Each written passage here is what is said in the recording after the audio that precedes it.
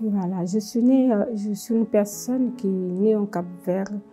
Je me suis née 2 ans après, j'ai perdu mon père. J'ai perdu mon père de ma famille. Nous étions une famille très très pauvre. Et moi, tout ce que j'avais envie de faire, c'est aider ma mère, parce que j'avais vu ma mère dans la souffrance. Avec ses enfants, elle n'avait pas de conditions d'assumer. Et moi, je faisais tout pour l'aider.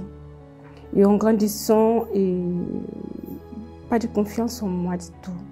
Alors, je commence à fréquenter des garçons. Mais chaque fois que je voulais fréquenter quelqu'un, il y avait quelqu'un qui a plus de possibilités que, voilà, que ces garçons, ils partent avec.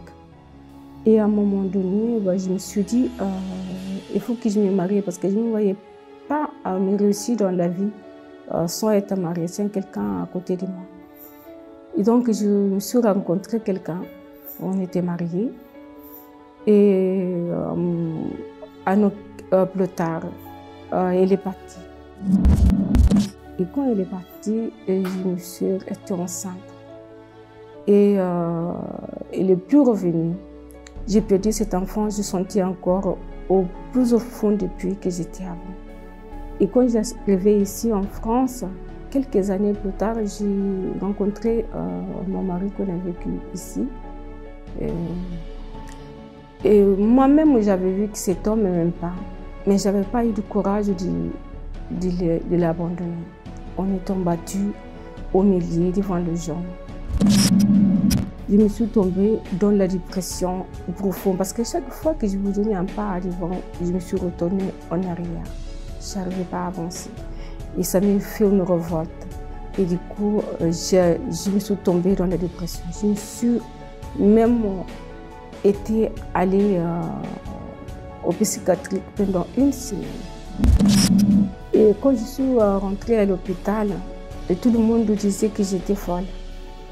Et moi-même, je me posais des questions. Par moments, je me posais des questions. Je dis, mon Dieu, qui suis-je moi-même? Je posais des questions parfois pour dire qui suis-je. Dans la dépression, je prenais des médicaments. Je me couche, je fais un petit travail, je rentre à la maison fatiguée parce que j'ai passé plus d'1 mois sans dormir. Et quand le matin pour aller travailler, c'était impossible. J'ai pleuré pour un oui, pour un non. Et j'ai même pris les médicaments pour me suicider parce que j'ai dit, puisque cet homme ne m'aime pas, à quoi bon vivre? Alors à un moment donné, j'ai rencontré une personne qui m'a invité au centre d'accueil universel. En arrivant au centre d'accueil universel, avec les relations que j'avais eues, petit à petit, je suis venue presque tous les jours. Petit à petit, je commence à sentir mieux. Petit à petit, je me commence à avoir confiance en moi. Et j'ai eu confiance même de quitter cet homme et rester loin de lui. Je me sens bien, je prends ma vie en main, je prends soin de moi.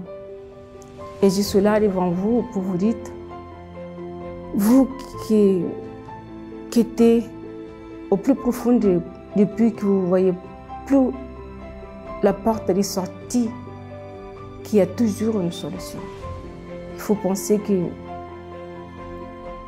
qu'au centre d'accueil, c'est là qu'on peut trouver cette solution.